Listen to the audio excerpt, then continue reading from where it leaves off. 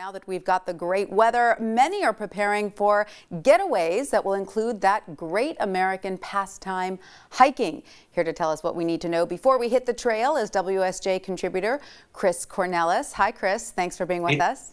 Hey, Tanya. Good to be here. So, Chris, hiking has always been a classic summer pursuit, but it seems to be getting more and more popular with the ascent of rock climbing and something called scrambling added to the mix. Tell us about the different levels of hiking. Well, Tanya, there's everything from a very simple hike. If you have the skills needed to walk out to your mailbox every morning, there really is a hiking trail that you can find up through rock climbing, like you said. And then this deep middle ground is called scrambling, which starts with your first step off the trail.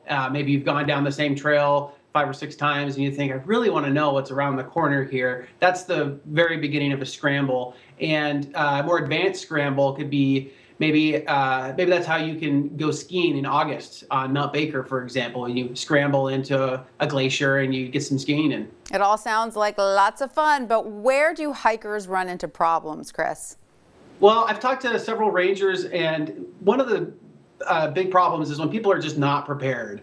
And I know, there was recently a tragedy on Mount Rainier last week where 6 climbers died. And that's what we think about when we think about search and rescue operations or these larger expeditions that something goes terribly wrong. One of the things I found out is really it's people who are going out maybe for just a couple hours and for a short hike, but they don't plan ahead and they don't bring a map and they don't bring the 10 essentials, which is this checklist, if you will, of just things that anybody should bring when they're going on a hike. And all right, before we get to the 10 essentials, though, I want you to give us your 5 tips. They're very important.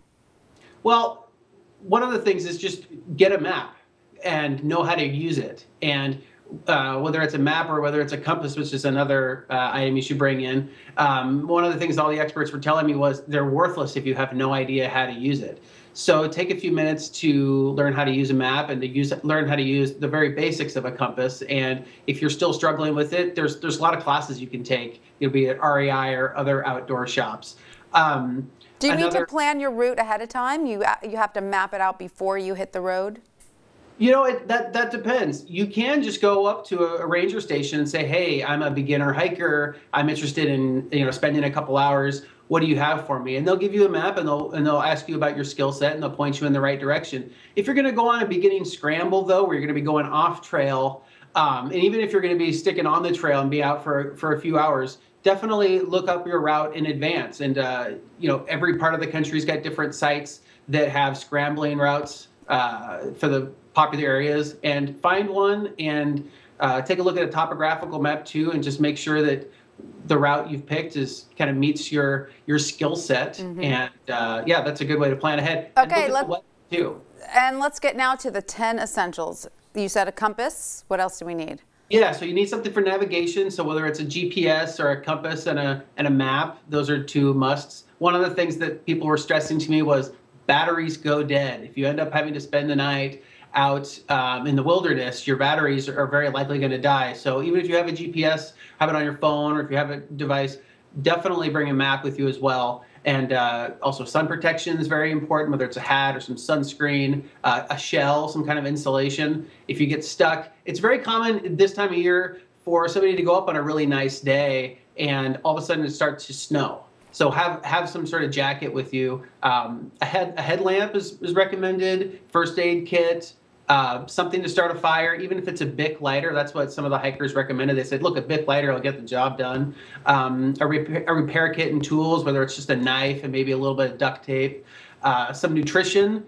If Cliff bars are great. And also a lot of hikers just bring Snickers bars with them if it's not going to be too hot. And definitely plenty of water. So keep the water in the sleeve of your bag. And you can bring a SteriPen with you too, which is this really cool pen that you can fill your Nalgene up with river water, for example, and then stick your pen in there and it'll sterilize the water for you. And some emergency shelter. So you can get a small, sleeping sack that, gets to be about this size, and you can just throw it in your bag. And if you get stuck out in the wilderness overnight, it's going to be a game changer. All right. Thank you so much, Chris Kornelis, for all that.